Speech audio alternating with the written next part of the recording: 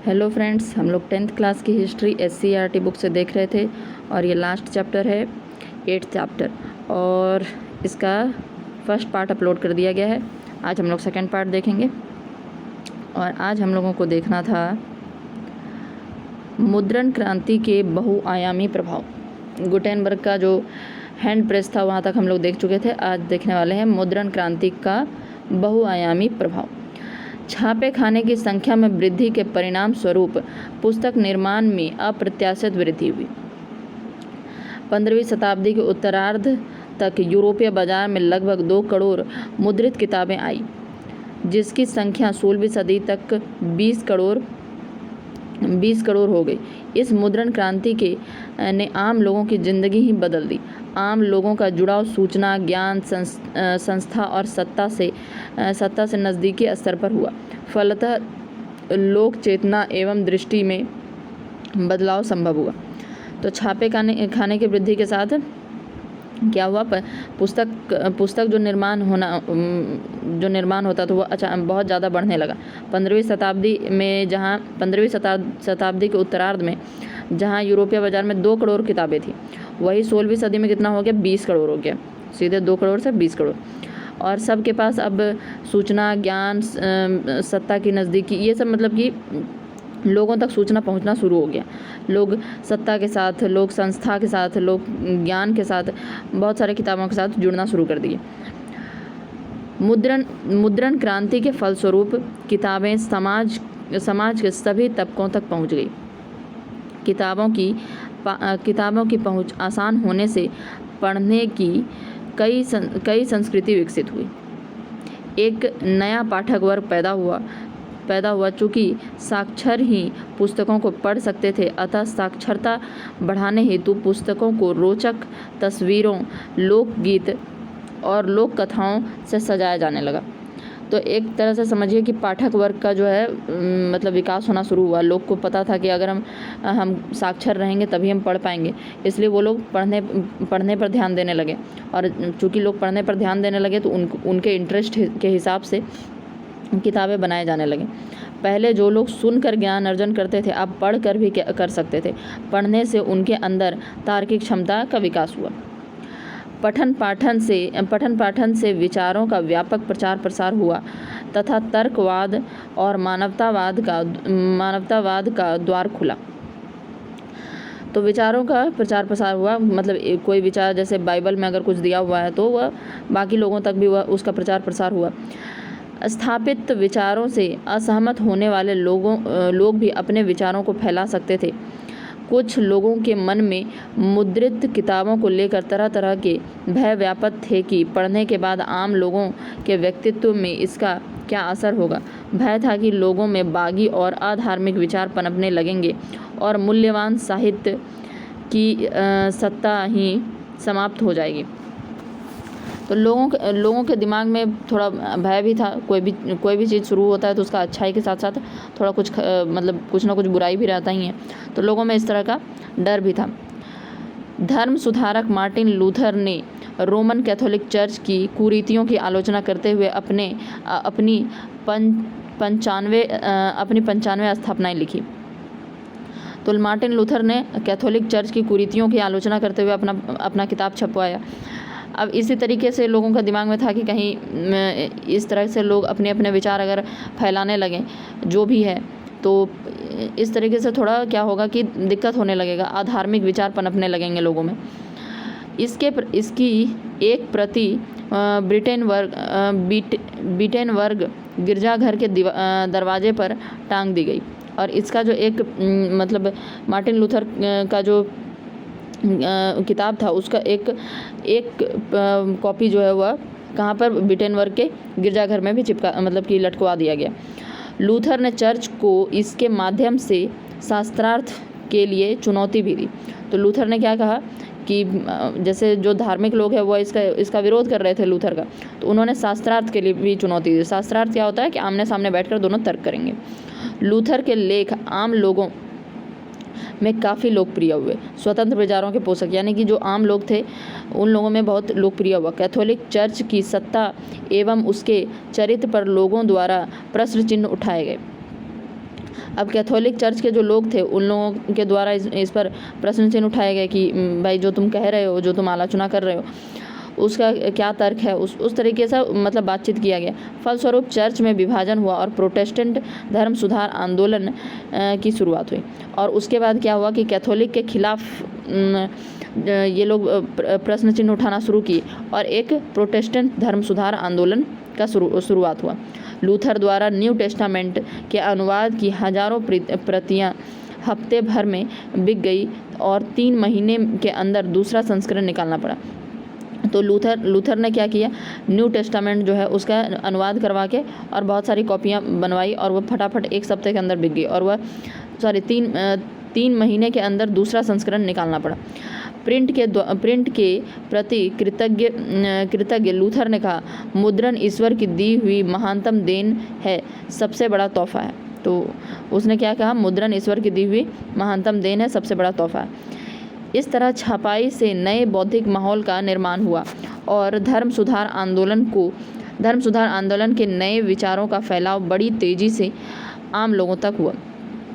तो यह जो धर्म सुधार का मतलब कि एक तरह से लोग पढ़ने लिखने लगे जिससे बौद्धिक माहौल का निर्माण हुआ और धर्म सुधार आंदोलन जो है उसका विचार बहुत तेज़ी से फैलने लगा। अब अपेक्षाकृत कम पढ़े लिखे लोग धर्म की अलग अलग व्याख्या से परिचित हुए। अब क्या हुआ कि दो गुट बन गया था। एक तो मार्टिन लूथर धर्म की आलोचना कर रहे थे और दूसरे तरफ के धार्मिक लोग थे। वह दोनों में जब बहस हो रहा था और तो इस तरीके से क्या हुआ कि लोग धर्म की अलग अलग व्याख्याओं से परिचित हुए। कृषक से लेकर बुद्धिजीवी तक बाइबल की नई नई व्याख्या करने लगे। ईश्वर एवं सृष्टि के बारे में रोमन कैथोलिक चर्च की मान्यताओं के विपरीत विचार आने से कैथोलिक चर्च क्रुद्ध हो गया और तथाकथित धर्म विरोधी विचारों को दबाने के लिए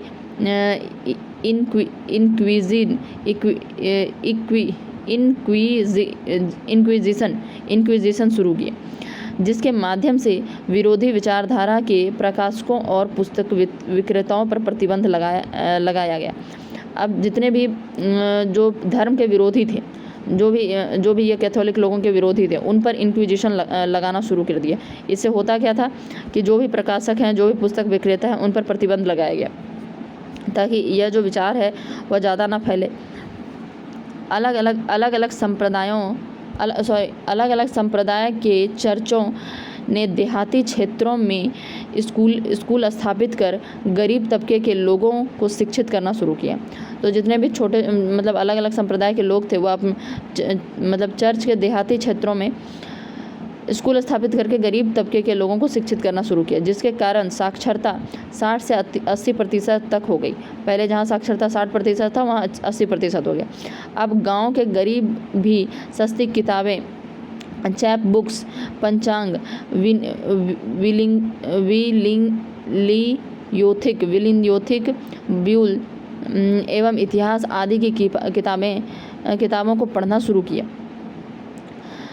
18वीं सदी के आरंभ से पत्र पत्रिकाओं के माध्यम से मनोरंजक खबरें परोसी जाने लगी।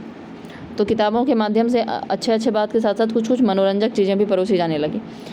इस तरह वैज्ञानिक और दार्शनिक बातें भी आम जनता के पहुंच से बाहर नहीं रही। न्यूटन, टॉम पेन, वॉल्टेयर और रूसो की पुस्तक भारी मात्रा में छपने लगे और पढ़ी जाने लगी। फलतः विज्ञान, तर्क और विवेकवाद के विचार लोकप्रिय साहित्य की भी जगह पाने लगे। तो अब जहाँ पर केवल धार्मिक किताब और इस तरह का जो लोकप्रिय साहित्य था वह सब तो पढ़ा जा ही रहा था, साथ के साथ Newton, Tom Paine, Voltaire, Rousseau, इन सब का जो विचार था उन सबको भी छापा गया और वह सब भी लोग पढ़ रहे थे। विज्ञान, तर्क, विवेकवाद, इस तरह के विचार भी लोकप्रिय होने लगे। 18वीं सदी के मध्य तक मुद्रण क्रांति के फलस्वरूप प्रगति और ज्ञानोदय का प्रकाश यूरोप में फैल चुका था। तो 18वीं सदी तक यह जो था मुद्रण तकनीक के कारण जो ज्ञान प्राप्त हो रहा था उसका प्रकाश पूरी तरफ मतलब कि पूरे यूरोप में फैल चुका था। लोगों में निरंकुश सत्ता से लड़ने हेतु नैतिक साहस का संचार होने लगा था। तो लोगों में निरंकुश सत्ता से लड़ने हेतु नैतिक साहस का संचार होने लगा था। मतलब जो निरंकुश सत्ता थी उसके खिलाफ लड़ने के लिए मतलब कि लोगों में साहस पनपने लगा था। ये इस तरह के विचार से जो वोल्टेयर, रूसो, इस तरह के विचार जो थे उनके विचार पढ़ के लोगों में साहस भरने लगा था। फलस्वरूप मुद्रण संस्कृति ने फ्रांसीसी क्रांति के लिए अनुकूल परिस्थिति का निर्माण किया और इसी के बाद हम लोग देखते हैं कि फ्रांसीसी क्रांति भी हुआ। क्रांतिकारी दार्शनिकों के लेखन ने परंपरा, अंधविश्वास और निरंकुशवाद की आलोचना पेश की। क्रांतिकारी दार्शनिक जितने भी थे, यानी क्रांतिकारी विचार के जितने भी लोग थे, उन्होंने परंपरा, अंधविश्वास, निरंकुशवाद इन सब का आलोचना करना शुरू किया। अब रीति रिवाज की जगह विवेक और तर्क की कसौटी पर कसकर सत्य को परखा जा रहा था। जो फालतू रीति रिवाज है वो अब उस पे भी तर्क किया जाने लगा कि क्यों यह बात, मतलब क्यों यह परंपरा मानना जरूरी है, क्यों यह रीति रिवाज मानना जरूरी है। चर्च की धार्मिक और राज्य की निरंकुश सत्ता पर प्रहार किया जाने लगा। तो चर्च का जो धार्मिक और राज्य का जो निरंकुश सत्ता थी उस पर भी जो विचार था बड़े बड़े लोगों का, वह अपना विचार छपवाने लगे और किताबों के माध्यम से लोगों को भी सोचने पर मजबूर किए कि क्या यह निरंकुश सत्ता के अंतर्गत रहना और जो चर्च जो हम पे शोषण करती है, चर्च को जो विशेषाधिकार मिला हुआ, इन सब चीज़ों पर लोगों का मतलब दिमाग खोलने का काम किया। परंपरा पर आधारित सामाजिक व्यवस्था को दुर्बल किया। परंपरा पर आधारित सामाजिक व्यवस्था को दुर्बल किया गया। अब लोगों में आलोचनात्मक, सवालिया और तार्किक दृष्टिकोण विकसित होने लगा। तो इन तरीकों से लोगों में तर्क भरने की कोशिश, मतलब तार्किक दृष्टिकोण बनाने का कोशिश किया गया। छपाई ने वाद विवाद की नई संस्कृति को जन्म दिया। पुराने और परंपरागत मूल्यों, संस्थाओं और कायदों पर आम लोगों के बीच मूल्यांकन शुरू हो गया। धर्म और आस्था को तार्किकता की कसौटी पर कसने से मानवतावादी दृष्टिकोण विकसित हुए। तो अब क्या था, लोगों में मानवतावादी दृष्टिकोण शुरू हो गया। यह नहीं कि जो भी चर्च कह रहा है, जो भी बोल रहा है, बस मानते चलें, कोई तर्क नहीं, कुछ नहीं, जो भी समझ में जो बोला जा रहा है बस मान लो। ऐसा कुछ नहीं था। हर चीज़ पर लोगों का सवाल करने लगे, तर्क करने लगे। इस तरह एक नई सार्वजनिक दुनिया ने सामाजिक क्रांति को जन्म दिया। नए साहित्यों ने आम लोगों को निरंकुश राजशाही के प्रति आक्रोश भी करने का प्रयास किया। तो जो नए नए साहित्य थे वह निरंकुश राजशाही, निरंकुश सत्ता के प्रति भी आक्रोशित करने का प्रयास किया कि यह निरंकुश सत्ता को हटाया जाए, स्वतंत्र है हम लोग। तकनीकी विकास, अब हम लोग देखते हैं तकनीकी विकास क्या क्या। 18वीं सदी के अंत तक प्रेस धातु के बनने लगे। प्रेस जो था वह धातु के, पहले तो लकड़ी का बनता था, अब धातु के बनने लगे। 19वीं सदी के मध्य तक न्यूयॉर्क के रिचर्ड एम हो ने शक्ति चलित बेलनाकार प्रेस को कारगर बना लिया। इससे प्रति घंटे 8,000 ताव छापे जा सकते थे। सदी के अंत तक ऑफसेट प्रेस आ गए थे, जिससे 6 रंगों में छपाई एक साथ संभव थी। 20वीं सदी के प्रारंभ से बिजली से चलने वाले छापेखाने ने तेजी से काम करना शुरू कर दिया। तकनीकी रूप से सुधार के चलते प्लेट की गुणवत्ता बेहतर हुई। पेपर, रील और रंगों के लिए फोटो विद्युत नियंत्रण भी काम में आने लगे। अब पुस्तकें सस्ती और रोचक कवर तथा पृष्ठ के साथ पाठकों के बीच पहुंचने लगी। इन पुस्तकों के पूर्व पांडुलिपियों के माध्यम से लोग ज्ञान अर्जन करते थे। यह आम छात्रों के लिए सुलभ नहीं थी, क्योंकि यह काफ़ी पुरानी, महंगी और दुर्लभ हुआ करती थी। तो इसमें हम लोग तकनीकी विकास देख रहे हैं। जैसे कि पहले तो लकड़ी पर बनता था, उसके बाद 18वीं सदी में क्या हुआ, प्रेस जो था वह धातु का बनने लगा। 19वीं सदी के मध्य तक न्यूयॉर्क में रिचर्ड एम हो ने शक्ति चलित बेलनाकार प्रेस, मतलब कि अब ऊर्जा से चलाया जाएगा, हाँ, हैंड प्रेस नहीं होगा, ठीक है। तो बेलनाकार प्रेस को कारगर बना लिया, इससे क्या हुआ, 8,000 तक का, मतलब 8,000 ताव छापे जा सकते थे। अब ये ताव क्या है हमको पता नहीं, लेकिन मतलब समझ जाइए कि उससे पहले जितना छापा जा सकता तो उससे कहीं ज़्यादा अब छापा जाने लगा। सदी के अंत तक ऑफसेट प्रेस आ गए, जिससे 6 रंगों में छपाई एक साथ संभव हो गई। पहले तो क्या था कि एक ही रंग से होता था, लेकिन अब क्या हुआ, 6 रंगों में संभव हो गया था एक साथ। 20वीं सदी के प्रारंभ से बिजली से चलने वाले छापे खाने आए और उसके बाद वह तेज़ी से काम करना शुरू कर दिए। तकनीकी रूप से सुधार के चलते प्लेट की गुणवत्ता बेहतर हुई। अब प्लेट का भी, जो प्लेट होता था उसकी भी गुणवत्ता बेहतर हुई। पेपर, रील और रंगों के लिए फोटो विद्युत नियंत्रण भी काम आने लगा।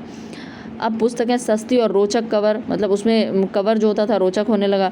पृष्ठ के साथ मतलब उसमें डिज़ाइन बनना शुरू हो गया। उसकी पांडुलिपियों के माध्यम से लोग ज्ञान अर्जन करते थे। तो इस तरीके से क्या हुआ, धीरे धीरे इसमें विकास होना शुरू हुआ। भारत में प्रेस का विकास। अब भारत में देख लेते हैं कि भारत में किस तरह विकास हुआ। भारत में छापाखाना के विकास के पहले हाथों से लिखकर पांडुलिपियों को तैयार करने की पुरानी एवं समृद्ध परंपरा थी। पहले क्या होता था कि हम लोग पांडुलिपि तैयार करते थे, मतलब हाथ से तैयार करते थे, उसको लिख लिख के कॉपी करते थे। यहाँ संस्कृत, अरबी एवं फारसी साहित्य के अनेक तस्वीर युक्त सुलेखन कला से परिपूर्ण साहित्यों की रचना होती रहती थी। तो पहले क्या होता था, इस तरह का जितना भी संस्कृत, अरबी, फारसी साहित्य जो भी लिखा जाता था उसको सुंदर से फिर से उसको लिखा जाता था और पांडुलिपि तैयार किया जाता था। इन्हें मजबूती प्रदान करने के लिए सजिल्द भी किया जाता था, मतलब उसमें ऊपर से कवर भी बहुत अच्छा से बनाया जाता था ताकि वह ख़राब ना हो। फिर भी पांडुलिपियाँ कॉपी नाजुक और महंगी होती थी। पांडुलिपि कॉपी जो होता था वह नाजुक होता था और बहुत महंगी होती थी, क्योंकि उसको हाथ से लिखना पड़ता था, सब लोगों तक पहुंच नहीं पाएगा वह। पांडुलिपियों की लिखावट कठिन होने एवं प्रचुरता से उपलब्ध नहीं होने के कारण आम जनता के पहुंच से बाहर थी। यह कितना बनाया जाता होगा, यह इसको कुछ जो बड़े अमीर लोग होंगे वो लोग खरीद सकते होंगे, सबके लिए तो यह पॉसिबल नहीं था। तो प्रचुरता से उपलब्ध न होने के कारण आम जनता के पहुंच से बाहर थी। छापाखाना के आविष्कार ने भारत की भी तस्वीर बदल दी। प्रिंटिंग प्रेस सबसे पहले भारत में पुर्तगाली धर्म प्रचारकों द्वारा 16वीं सदी में लाया गया। तो आप जानते हैं कि पुर्तगाली जो थे 1544 में पुर्तगालियों ने के यहाँ पर प्रिंटिंग प्रेस पहुँचा था और 16वीं सदी में, मतलब वही आसपास में समझ लीजिए, वही धर्म प्रचारक ने यहाँ पर, पुर्तगाली धर्म प्रचारक ने उस प्रिंटिंग प्रेस को यहाँ पर भारत में लाया। जो जेसुइट पुजारियों ने कोंकणी में कई पुस्तकें छापी। कैथोलिक पुजारियों ने 1579 ईस्वी में पहली तमिल पुस्तक छापी। तो कैथोलिक पुजारियों ने क्या किया, पहले यह आया किसके थ्रू था, यह धार्मिक लोगों के थ्रू आया था। तो जेसुइट पुजारी जो थे वह कोंकणी में कई पुस्तकें छापी, जबकि कैथोलिक पुजारी जो थे वह 1579 में पहली तमिल पुस्तक छापी। डच प्रोटेस्टेंटों ने कई किताबों को अनुदित करके भी छापा। भारत में समाचार पत्रों का उदय 19वीं सदी की एक महत्वपूर्ण विशेषता है। तो समाचार पत्र जो है 19वीं सदी में इसका उदय हुआ और यह इस सदी का सबसे महत्वपूर्ण विशेषता है। यह न सिर्फ विचारों को तेज़ी से फैलाने वाला अनिवार्य सामाजिक संस्था बन गया, बल्कि ब्रिटिश सरकार के विरुद्ध भारतीयों की भावना को एक रूप देना, उसकी नीतियों एवं शोषण के विरुद्ध जागृति लाने एवं देश प्रेम की भावना जागृत कर राष्ट्र निर्माण में महत्वपूर्ण भूमिका का निर्वहन किया। तो जो प्रेस आप देखते होंगे कि आधुनिक इतिहास पढ़िएगा तो आपको पता चलेगा कि सब लोग पत्र पत्रिका छाप रहे थे और पत्र पत्रिका छाप कर ही लोगों में जागृति भरने की कोशिश कर रहे थे, लोगों में राष्ट्रवाद जगाने की कोशिश कर रहे थे, देश प्रेम लाने का कोशिश किया जा रहा था। तो इस स्वतंत्रता में भी अगर हम कहें कि स्वतंत्रता लाने में या औपनिवेशिक सत्ता को उखाड़ फेंकने में यह महत्वपूर्ण भूमिका निभा रहा था। समाचार पत्रों की स्थापना, अब देखते हैं यहाँ समाचार पत्रों की स्थापना। आधुनिक भारतीय प्रेस का प्रारंभ 1766 में विलियम बोल्ट्स द्वारा एक समाचार पत्र के प्रकाशन से हुआ, परंतु ईस्ट इंडिया कंपनी ने उनके कार्यों से नाखुश होकर उन्हें इंग्लैंड भेज दिया। 1780 ईस्वी में जेम्स ऑगस्टस हिक्की ने बंगाल गजट नामक समाचार पत्र प्रकाशित करना आरंभ किया। हिक्की को भी कंपनी की आलोचना करने के अपराध में सजा भुगतनी पड़ी। हिक्की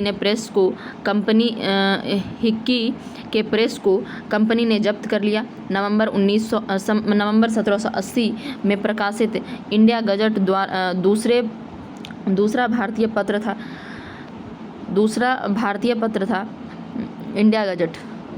18वीं सदी के अंत तक बंगाल में कलकत्ता कैरियर, एशियाटिक मिरर तथा ओरिएंटल स्टार, बम्बई गजट तथा हेराल्ड और मद्रास कैरियर, मद्रास गजट आदि समाचार पत्र प्रकाशित होने लगे।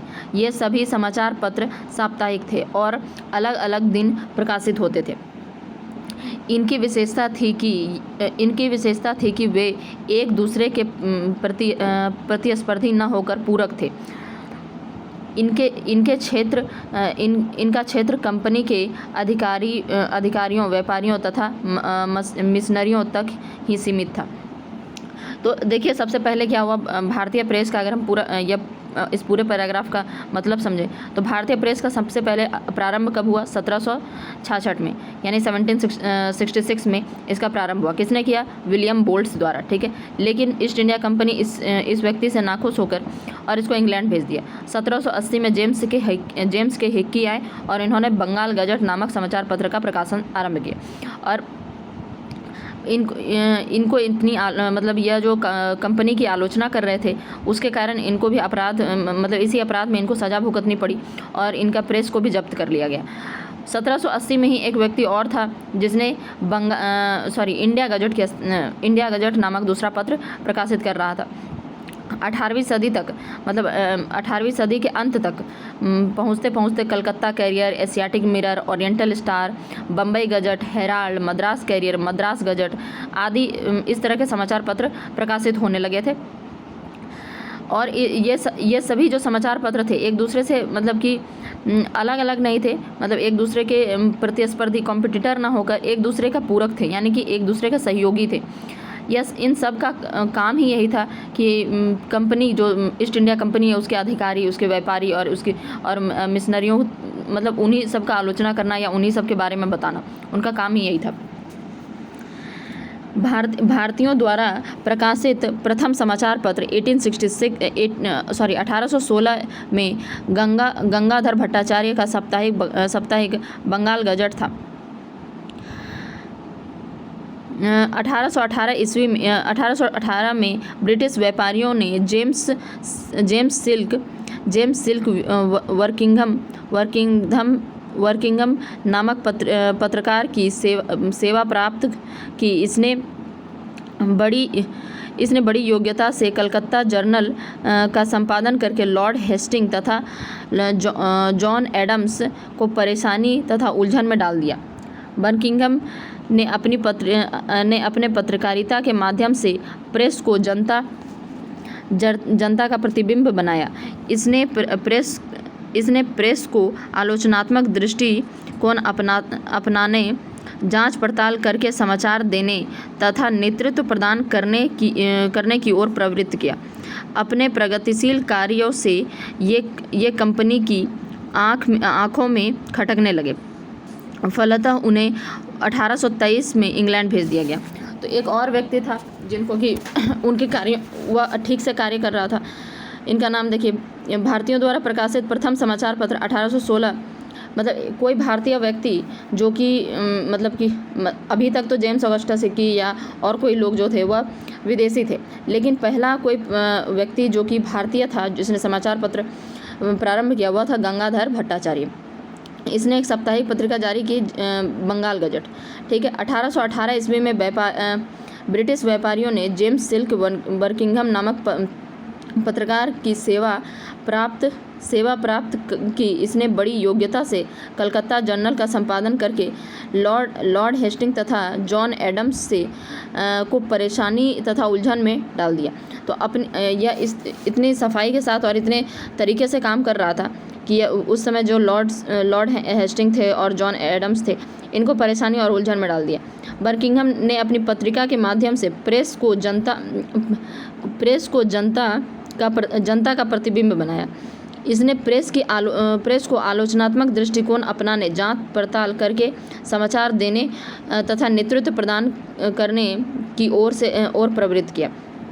लेकिन इसके कार्यों से मतलब यह ठीक तरीके से काम कर रहा था, लेकिन फिर भी इसके प्रगतिशील कार्यों के कारण कंपनी की आंखों में खटकने लगा और इसको फिर 1823 ईस्वी में कहाँ भेज दिया गया?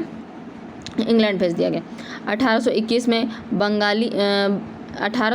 में बंगाली में संवाद कौमुदी तथा 1822 में फारसी में मिरातुल अखबार के साथ प्रगतिशील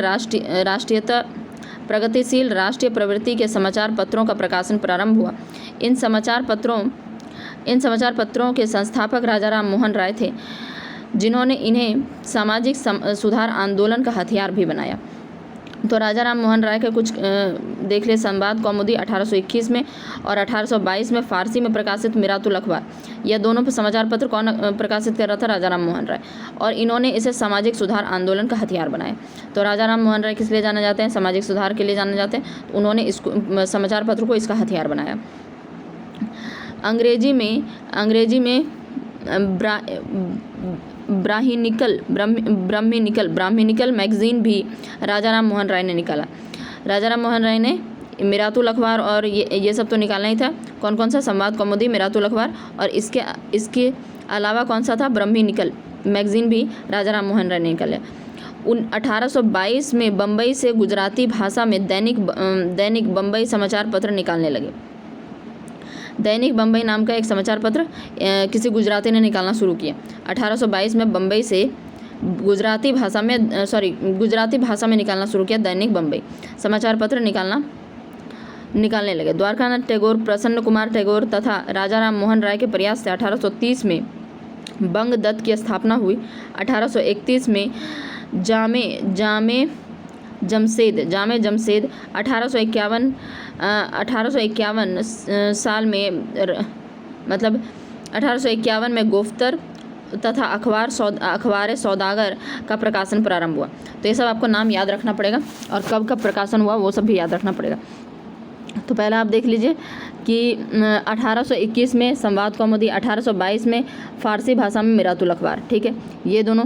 उसके बाद एक अंग्रेजी में क्या था? मैगजीन था ब्राह्मणिकल, ठीक है। उसके बाद 1822 में ही बम्बई से गुजराती भाषा में दैनिक बम्बई नाम का समाचार पत्र निकाले।